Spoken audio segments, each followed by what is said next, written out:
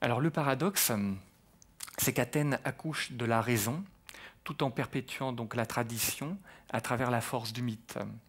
Avec le Parthénon, cette tension entre la perpétuation du mythe et l'ouverture progressive à la raison est particulièrement vive et intéressante.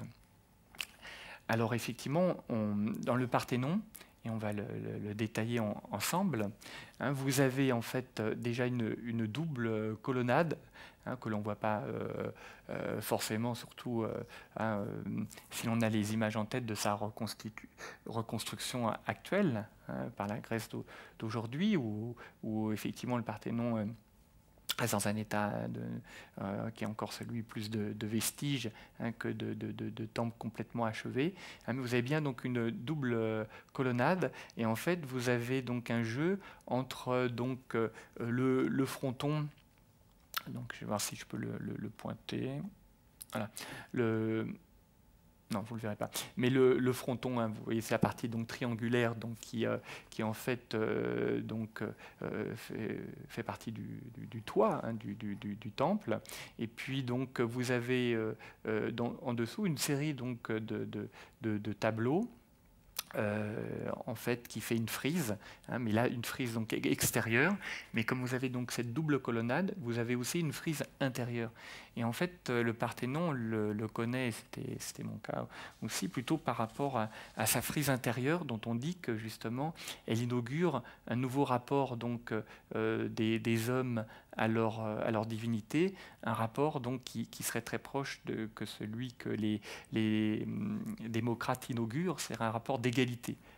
Mais en fait, à l'extérieur du temple, en fait, ce qui est célébré, c'est l'origine d'Athènes, et c'est plutôt donc ce rapport traditionnel à la mythologie.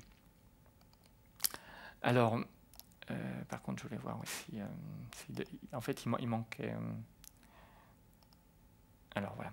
On pourrait dire, dans ce sens, que le Parthénon, avec sa double rangée de colonnes, est le temple du paradoxe. En fait, pour parler aujourd'hui plus précisément de cette rupture grecque dans ce qu'elle a d'ambigu, hein, dans son attachement encore à la tradition, au mythe, hein, et dans son accouchement progressif et non pas d'un coup, hein, de la raison, eh bien, on pourrait faire donc du temple de l'Acropole, du Parthénon, hein, l'image même, hein, de ce paradoxe, hein, d'un lien donc encore fort à l'autochtonie, au mythe, hein, donc célèbre les rites, un attachement au lieu, hein, qui fonde la Grèce, et en même temps quelque chose qui s'invente, hein, et dans son cœur même, donc dans sa frise donc intérieure qui pour l'instant est cachée, et qui va bouleverser tout cela. Donc temple du paradoxe, hein, donc avec cette double rangée de colonnes, hein, qui laisse la possibilité donc qu'il y ait un temple comme caché, un temple intérieur, d'ailleurs qui permettra d'ailleurs le développement d'une intériorité individuelle nouvelle, hein, qui échappe à l'ordre du mythe et au mode d'humanisation que le mythe supposait. Hein, donc on a en fait une double face. Et peut-être une réversibilité de cette double face, hein, du Parthénon, qui ferait donc le paradoxe même, hein, le fait qu'on puisse poser les contraires en même temps et simultanément. Hein. C'est une face donc extérieure qui serait donc le miroir du mythe, hein, c'est-à-dire que effectivement ce temple en fait est un instrument dans une célébration rituelle qui sont les palathénées, hein, où en l'honneur d'Athéna, donc le peuple va donc pénétrer dans l'acropole et puis finalement dans le temple. Et donc, en fait, cette célébration sera guidée par le temple lui-même, qui sera donc le miroir de cette célébration en rappelant les éléments du mythe. Hein, comme on pouvait dire que nos églises étaient des livres aussi pour rappeler donc aux croyants donc le sens de leur rituel. Hein, par le jeu d'images que nos églises déployaient, eh bien le temple, bien sûr, sa première fonction, c'est cela, elle est traditionnelle, donc c'est sa face extérieure. Et puis il y a donc une face intérieure qu'on pourrait appeler donc déjà le miroir de la raison, qui s'ouvre à l'espace de la démocratie. Alors en fait, on a là justement une reconstitution donc, contemporaine. Hein, l'auteur de la gravure, là, Peter Connolly, en fait, hein, donc, est là, elle doit dater des années 90. Hein, j'ai pas pu trouver la date exacte, mais en fait, donc, on retrouve donc l'acropole et on peut distinguer donc au moment donc de ces fêtes en l'honneur d'Athéna qui avaient lieu tous les 4 ans, donc une foule hein, d'Athéniens donc qui se rendent donc au Parthénon donc en passant par donc l'entrée hein, donc de l'acropole. Hein, c'est les propylées en fait. Donc là vous les avez donc cette entrée vous l'avez à gauche hein, de mon image. Donc une première entrée sur l'acropole, puis ensuite en fait avant d'accéder au temple donc au fond à droite, vous avez une statue hein, dont je vous redonnerai quelques images. Voilà, là c'est une reconstitution 3D. Donc une fois que vous êtes entré sur l'acropole, vous découvrez donc sur votre gauche cette statue donc d'Athéna. On disait en fait que sa lance, lorsqu'elle pouvait briller au soleil, en fait, pouvait se voir de la mer. Donc, elle est assez imposante. Et en fait, après, on se dirige vers comment dire, donc le temple lui-même. Mais en fait, l'entrée du temple, en fait, se trouve à l'est. C'est-à-dire que, hein, contrairement à ce qu'on pourrait le penser, l'entrée principale, hein, ce n'est pas celle qui apparaîtrait là au premier plan à droite. Là, elle se situe là, avec ce premier donc, fronton donc, orienté donc, à l'ouest. En fait, on verra comment dire, qu'il rappelle quelque chose de la naissance, enfin de l'origine d'Athéna, mais qui est postérieure à sa naissance. Donc l'entrée, en fait, met en image plutôt donc sa naissance d'Athéna, celle hein, toute armée du cerveau de Zeus. Et en fait, elle se fait par l'est. Donc si on reprend là notre comment dire, image de tout à l'heure, là. En fait, donc on voit bien la procession, donc en fait qui ne se dirige pas tout de suite sur la droite, hein, mais d'abord vers le fond.